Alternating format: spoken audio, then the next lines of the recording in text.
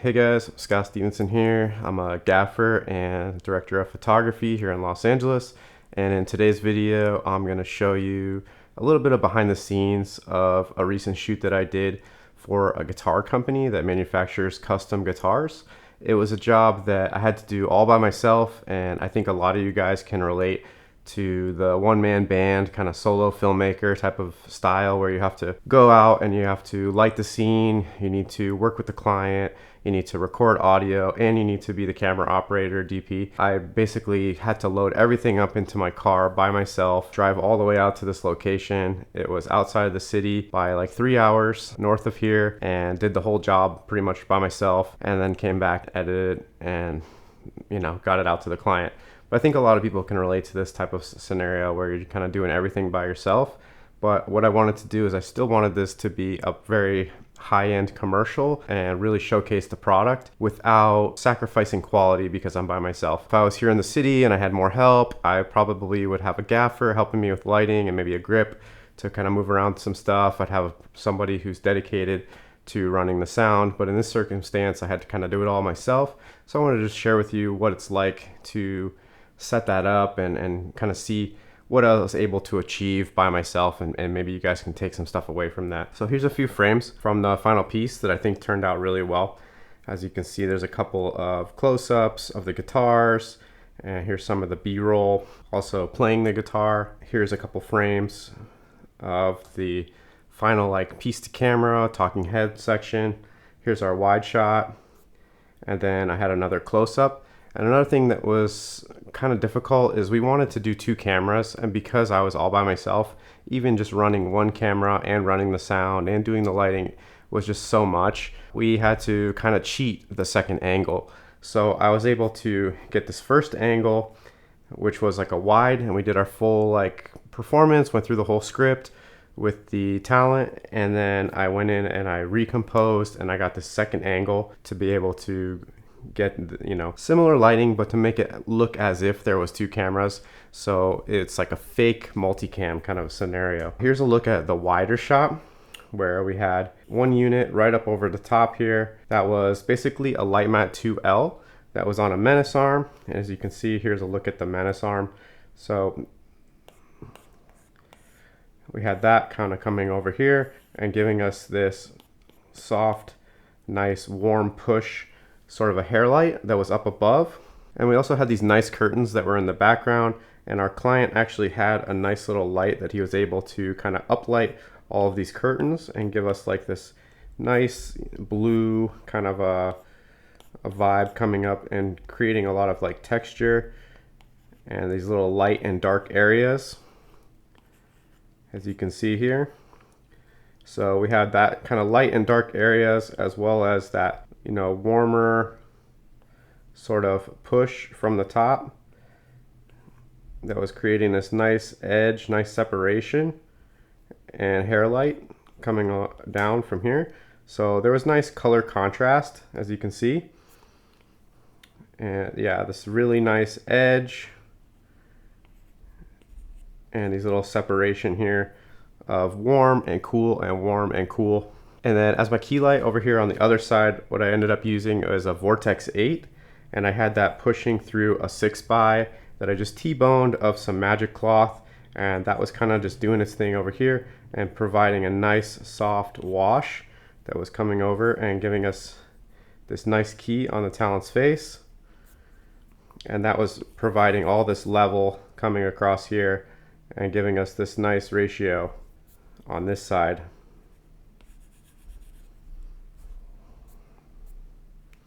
So that was pretty much it. We had this nice background light, we had that 2L up there on that menace arm, and then we had the Vortex big soft push coming from the one side, giving us that nice contrast going across. And that's really all I could handle doing by myself. Even setting up the menace arm by myself was kind of a lot. I shot this project on the Helium 8K, which is one of the cameras that we have here at the production company, and it's phenomenal sensor. It's a Super 35 sensor, but shooting in 8K actually gives a little bit better dynamic range. And I try to shoot most of our projects in 8K, even if it's only going to be a 4K deliverable. I just feel like the quality is so much better, and you have a lot of latitude to really push in on that image and recompose and do different things like that. Also, I was running a boom, so I had this boom that was coming up over the top here. You can see on this stand, and that was just booming right up over the top of Talent for all of his audio. We were also running a lav underneath his shirt. Here you can see the boom right above, and then he was also running a lav under the shirt. I had a couple different monitors. I had a monitor that was on camera,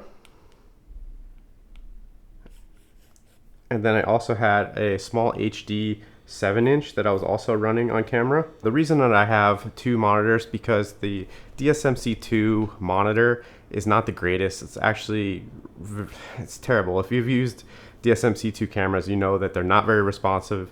They're not very clear. It's just really hard to kind of tell what your image is doing. In this case, I had three monitors. I had the DSMC2 monitor so that I could control my settings and everything from the touchscreen and go into the menus. And then I also had the small HD monitor on camera, as well as this OC 15-inch Megamon. So that's three monitors that I had. 1, 2, 3 monitors. So one was facing towards the client so he could see what was going on. That's probably the most color accurate monitor. And then the sharpest one where I had all my tools was the small HD monitor.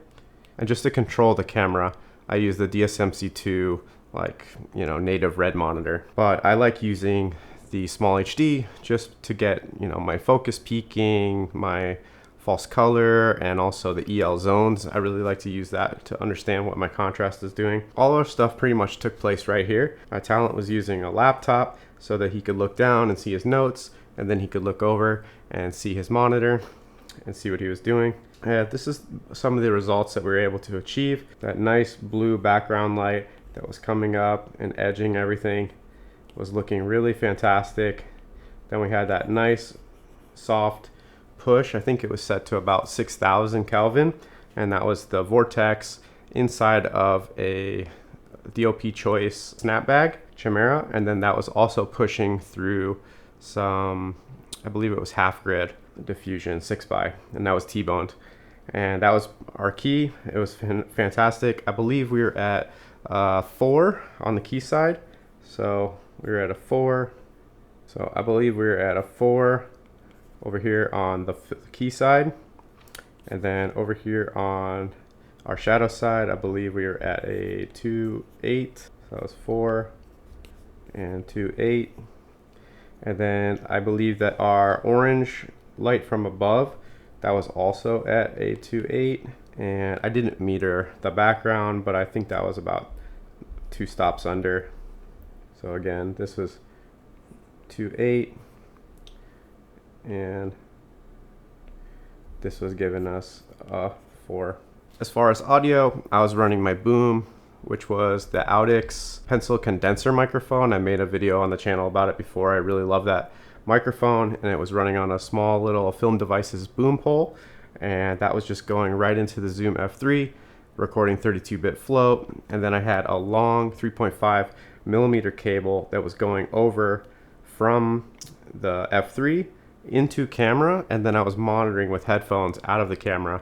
And on the second channel, I had the DJI lavs, and I had the DJI lav on Talent, and then that was wirelessly coming over and patching into the second channel. So I could hear both channels. I could hear the DJI lav as well as the signal out of the Zoom F3 from the line out going directly into the headphone jack. It was nice to be able to monitor and also know that I had 2 channels of audio, both boom and lav, and I could hear both of them from camera. I was also recording the 32-bit float internal track on the microphone on the body pack, which is just a really nice thing to do. I ended up in the edit using the boom and the 32-bit float recording from the Zoom because it just ended up sounding better. I like the sound of the boom a lot better, I think. But it was also just nice to know that I had that other lav in case I needed it for whatever reason. So for some of these more creative shots where there were blue and the pink, all we did is just dial in the hue and the HSI on the Light Matte 2L. And instead of having it be in this like back sort of orientation, we made it more kind of toppy and brought the guitar underneath, and Just got some nice detail shots of that, some slow motion. Overall, it was a ton of gear to bring in, but I'm super happy with how this commercial turned out, both how it looks and how it sounds, how the lighting turned out, the edit, the music we were able to use. We were actually able to partner with the band Escape the Fate, which was super cool. I've grown up listening to that band, and to be able to use some of their music in one of our videos was phenomenal and just a really cool experience. So hopefully this helped you guys gain some insight into how a small production company or even a one-man band can go out and get really great commercial results and shoot products and piece the camera and make it look like there's two cameras with just a small crew. You can see what you could do with more people, more roles. You don't always need to have a huge team to get phenomenal results. It's just really just knowing what you can do and what you can manage and how much time you have. I think we went in and we had about 8 hours. I think we started shooting around noon and I was out of there by 8 p.m. and back on the road, packed up.